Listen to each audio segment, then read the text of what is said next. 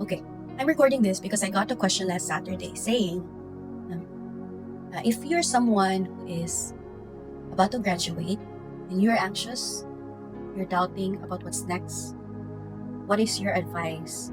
We do with this. Okay, what should we do? You're afraid and you're trying to figure out what's next. We are graduating as a student and we're about to enter the life of young professionals. Alright, so if you're in between seasons, you're no longer a student but not yet where you want to be in your career, obviously, because you're looking for one, and you're anxious about what's next, I have one short but strong piece of advice for you. In a way, the Lord answered me this way when I was about to start as a young professional. Okay, so the Bible says in Romans 12, 6 to 8, Amplified Version, if your gift is to teach, then teach. If your gift is to encourage, then encourage. If your gift is to give, then give generously. If your gift is to lead, do it diligently. If your gift is to show mercy, do it cheerfully. Okay, so in other words, do what you're called to do. Okay, so you're asking the question, I'm anxious. Why are you answering me this way? Okay, hold on a second. Let me just finish. In other words, do what you're called to do. Stay planted when you're anxious about what's next. Don't bury your gifts just because you're still waiting for your next big opportunity. Serve where you are right now. The best way to do it is simple. Stay in service to the Lord. Get rooted in the church, stay active in ministry, and use your gifts faithfully. Not saying forget your job search or be lazy about your career. What I'm saying is keep your priorities straight. When you put your service to God first, everything else aligns. When you serve, you're not just volunteering, you're partnering with God. And when you partner with Him, you position yourself under divine guidance and provision. Alright? 2 Corinthians 9 verse 8 promises, and God is able to make all grace, every favor, and earthly blessing come in abundance to you, so that you will always have everything you need and an abundance for every good work. When you stay faithful in your calling, God supplies everything you need. Not just enough to survive, but enough to abound. It says abound in every good work. So when you serve God faithfully, He'll use you mightily. Not just inside the church, but outside it too. Your job, your career, and your opportunities, they become your mission field. Okay, so don't worry too much about your title, your salary, or your career path. Those are secondary, I promise you. God never sends anyone without provision.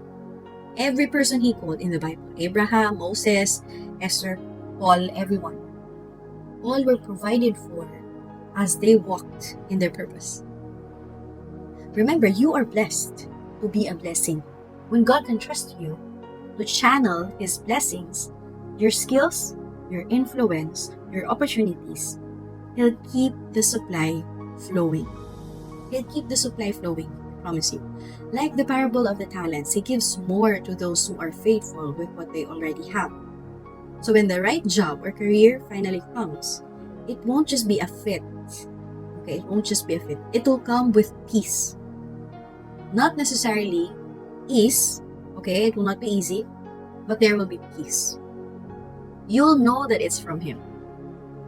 Now, when you step into that place, I just want to go further and say, remember this. Don't be eaten by the system. When you finally land that job that you've been wanting, or maybe the job that the Lord has given you, don't be eaten by the system, right? There will come a time when you'll face situations that test your priorities. When you have to choose between being present in your post at church and being present at work.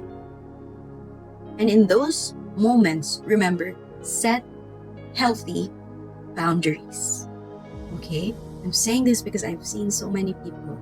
Your job is meant to supply you so that you can abound in every good work.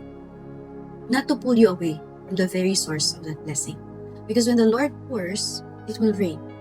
Opportunities, promotions, resources. But don't forget, those blessings are not for your consumption alone. Of course, you will need all your needs, even your wants.